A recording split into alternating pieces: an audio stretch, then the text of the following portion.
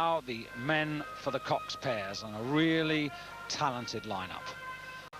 Furthest away for this pair to get a medal for the host country. And away they go. And the Abbagnale's a really powerful start. Yes, and then if the recent years are anything to go by, the Abbagnale are going to go out for a very fast lead. At Lucerne, which is the guide for this championships, there were 5 boats separated by half a second today, driving the boat forward, trying to dominate the field so they can look back and watch the moves of their competitors. And indeed, they're very experienced cox. Giuseppe Di Capua looking from side to side, just looking for the bows of the opposition. To his right, Yugoslavia. Further away to the left, and he'll have difficulty seeing them, the German Democratic Republic. But coming into picture now, 2 meters 4. And Kerkhoff, the junior world champion, along with Streit in the cox 4 back in 1984 and 85. But look at that lead at 1,000 meters that the Italians have built up. As the Italians have been hoping to at least break half the field, and it would seem that they've achieved their objective in some respects.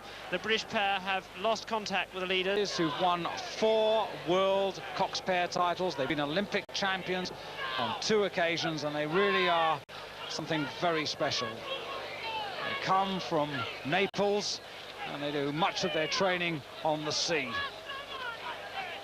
Nearest to you, Yugoslavia, and they're in contention now for a medal, and this would give a real boost to the host country, who've done a splendid job in hosting these World Championships in what has to be one of the world's most lovely settings for this sport.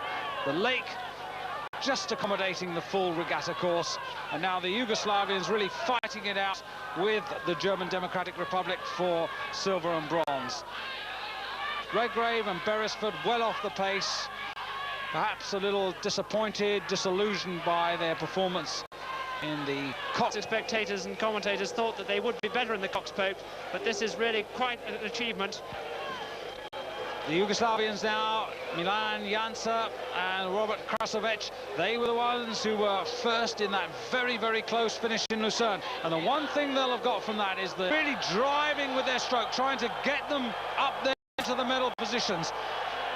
Great Britain, they're not in contention, neither are Poland, but the Italians are. And Giuseppe Di Capua looking left, looking right, his hands go up, he knows he's there. Already he's celebrating as the Yugoslavians drive on. They're challenging for silver. Di Capua is going absolutely crazy. The German Democratic Republic and Romania challenging as well. It's Romania who get their second after all of that. The Yugoslavians third, but all eyes were on the Italians. And look at Giuseppe Di Capua. He's hardly crossed the line and he's out of the boat. There for bronze.